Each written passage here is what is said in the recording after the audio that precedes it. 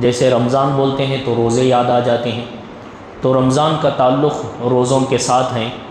اور اللہ تعالیٰ نے سورہ بقرہ میں پارہ نمبر 2 میں اللہ نے ارشاد فرمایا، یا ایھا الذین آمنوا کتب علیکم الصیام، اے ایمان والوں تم پر روزے فرض کیے گئے ہیں، کما کتب علی الذین من قبلکم، جیسا کہ تم سے پہلے والوں پر روزے فرض کیے گئے تھے، لعلکم تتقون، تاکہ تم متقی بن جاؤ۔ اس آیت کریمہ میں اللہ نے 3 باتیں بیان فرمائی۔ اس آیت کی تفسیر میں نہیں جاؤں گا، جمعے کے دن انشاءاللہ ہم روزے کے فضائل پہ قرآن و حدیث بیان کریں گے۔ یہاں پہ صرف مختصر سے 1-2 باتیں آپ کے سامنے بتاتا ہوں۔ اللہ نے اس آیت میں 3 چیزیں بیان فرمائیں۔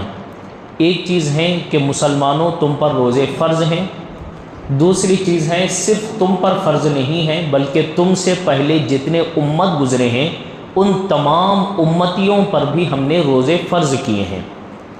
روزے فرض کرنے کا مقصد کیا ہے؟ اللہ فرماتا ہے لعلکم تتقون، روزے فرض کرنے کا مقصد یہ ہے کہ تمہارے اندر اللہ کا ڈر پیدا ہو، تم تقوی والے بن جاؤ، تم پرہیزگار بن جاؤ۔ تو یہ 3 باتیں اللہ نے روزے کے تعلق سے بیان فرمائیں۔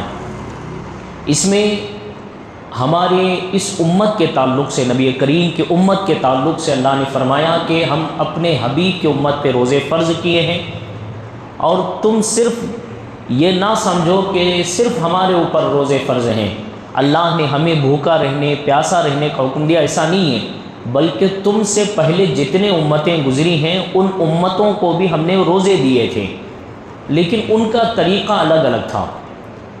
ہمارے یہاں ہمارے آقا کی امت، ہم غلاموں کے لیے اللہ نے پورا 1 مہینہ روزے کا فرض فرمایا، پورا رمضان کا مہینہ فرض ہے، لیکن دوسرے امتوں کا طریقہ الگ تھا۔ کسی کا طریقہ تھا کہ مہینے میں 3 روزے فرض ہیں، کسی کا طریقہ تھا کہ 1 دن چھوڑنا ہے 1 دن روزہ رکھنا ہے، 1 دن چھوڑنا ہے 1 دن روزہ رکھنا ہے، کسی کے لیے کچھ الگ طریقے تھے، کسی کے لیے کچھ الگ روزے تھے، لیکن ہمارے لیے پیارے آقا کی امت کے لیے اللہ نے پورے 1 مہینے کے روزے فرض کیے ہیں۔ اور اللہ نے فرمایا کہ یہ روزے فرض کیوں کیے ہیں؟ تاکہ تمہارے اندر اللہ کا ڈر پیدا ہو، تم پرہیزگاری والی زندگی گزارو۔ اور آپ دیکھیے جیسے آدمی روزے رہتا ہے، روزے رہنے کے بعد آدمی کی ہر بری عادت سے دوری کا خود بخود ایک دل میں جو ہے ارادہ پیدا ہو جاتا ہے۔ وہ آدمی جو روزے سے پہلے، رمضان سے پہلے جو بھی کام کرتا تھا، اب جب روزے کا مہینہ شروع ہوتا ہے، روزے کی حالت میں ہوتا ہے، اس کا دل خود بخود یہ بولتا ہے کہ نہیں میں روزے سے ہوں، اس طرف مجھے نہیں جانا ہے کہ نہیں ہے؟ تو اسی لیے اللہ نے فرمایا لعلکم تتقون، یہ روزے ہم نے تمہیں اس لیے فرض کیے ہیں تاکہ تم متقی بن جاؤ۔ یہ ہے آیت کریمہ کا مطلب۔ اب یہاں پہ روزے رکھنے کے 5 فائدے ہیں۔ روزے رکھنے کے کتنے فائدے ہیں؟ 5 فائدے۔ پہلا فائدہ کیا ہے؟ علماء اکرام بیان فرماتے ہیں کہ پہلا فائدہ یہ ہے کہ رمضان المبارک کے روزے رہنے سے پہلی رات سے ہی، جیسے رمضان کا چاند نظر آتا ہے، پہلی رات شروع ہوتی ہے، پہلی رات سے ہی اللہ تبارک و تعالی اپنے بندوں کی طرف نگاہ رحمت سے دیکھتا ہے۔ پہلا فائدہ، اللہ رحمت کی نگاہ سے دیکھتا ہے۔ دوسرا فائدہ کیا ہے؟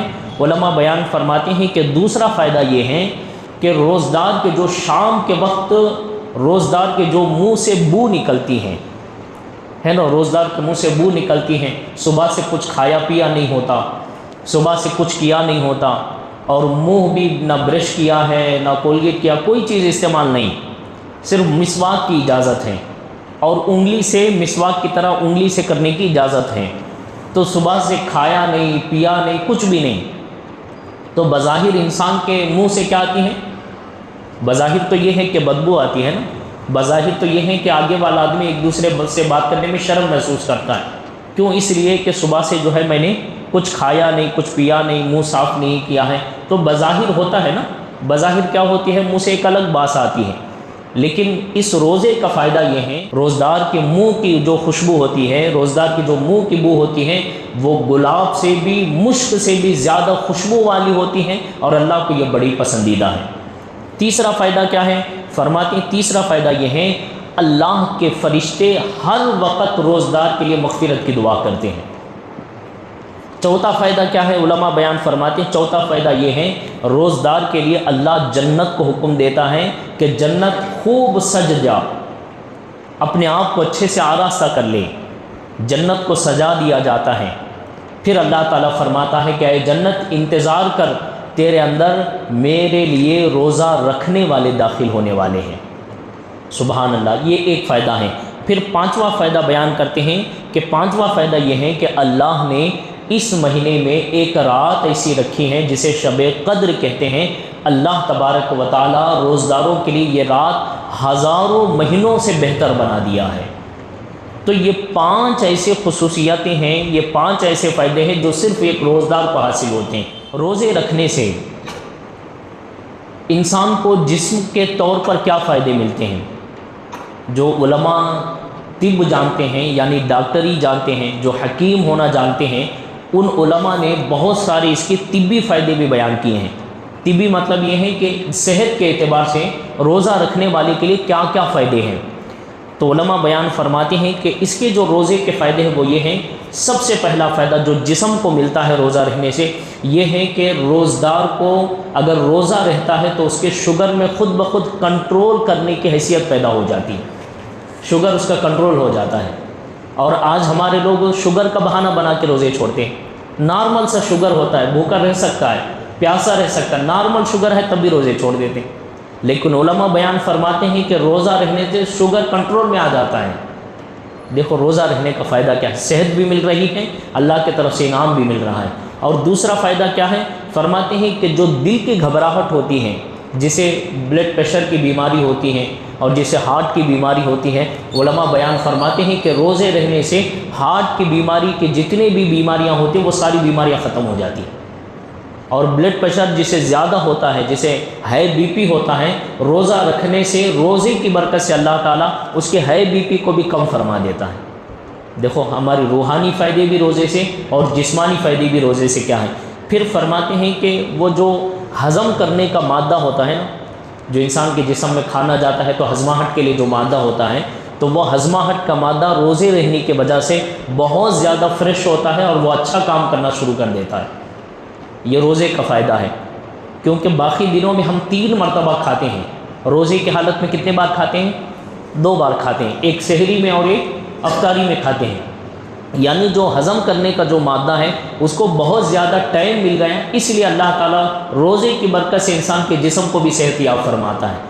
ایک اور فائدہ فرماتے ہیں کہ روزہ رہنے والے کو جو خون دوڑنا ہے، خون دوڑتا ہے نا، تو روزہ رہنے کی وجہ سے خون کے جو دوڑنے کی مقدار ہیں وہ بالکل کنٹرول میں ہوتی ہے، خون کنٹرول میں دوڑتا ہے، نہ زیادہ اسپیڈ جاتا ہے نہ زیادہ لو ہوتا ہے۔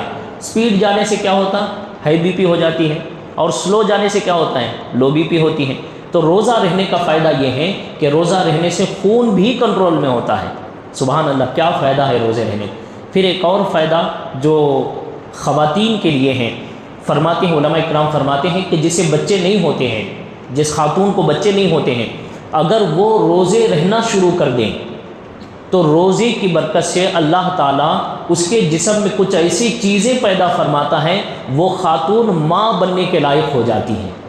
سبحان اللہ، کیا بہترین فائدہ ہے۔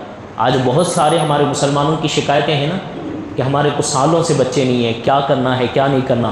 دیکھیں روزے کا فائدہ یہ ہے کہ اگر ہمارے گھر کے خواتین روزہ رہنا شروع کر دیں تو ان کے جسم میں اللہ خود بخود ایسی طاقت پیدا فرماتا ہے کہ اس طاقت کی وجہ سے بچے نہیں ہونے والی خاتون بھی بچے ہونے والی صلاحیت پیدا کر سکتی ہیں۔ تو یہ روزے کا فائدہ ہے۔ اس طرح کئی ساری فائدے بیان کیے۔ آخری فائدہ بیان کرتے ہوئے علماء فرماتے ہیں کہ روزہ رکھنے والا اس کے جسم کی حالت جلدی بڑھاپے کو نہیں پہنچتی۔ بھئی آدمی بڑھاپے میں پہنچتا ہے تو کیا ہوتا ہے؟ جسم ڈھیلا ہو جاتا ہے، چمڑا جھولنے لگتا ہے نا، جسم کے ساری چیزیں نرم پڑ جاتی ہیں۔ لیکن علماء بیان فرماتے ہیں کہ جو آدمی روزہ رہتا ہے، روزے کی عادت بناتا ہے، اس آدمی کے چہرے میں جوان کی جیسی خوبصورتی رہتی ہے، اس کا چمڑا ہمیشہ فٹ رہتا ہے اور اس کو جلد بڑھاپا نہیں آتا۔ کیا مطلب ہے؟ مطلب عمر تو بڑھتی جاتی ہے لیکن جیسے بڑھاپے کی علامتیں ہیں وہ کم ہوتی جاتی ہیں۔ طاقت ویسی برقرار رہتی ہے۔ اب آپ اندازہ لگائیے 2 فائدے ہمارے روزے رہنے سے، ایک جسمانی فائدہ بھی اور ایک روحانی فائدہ بھی۔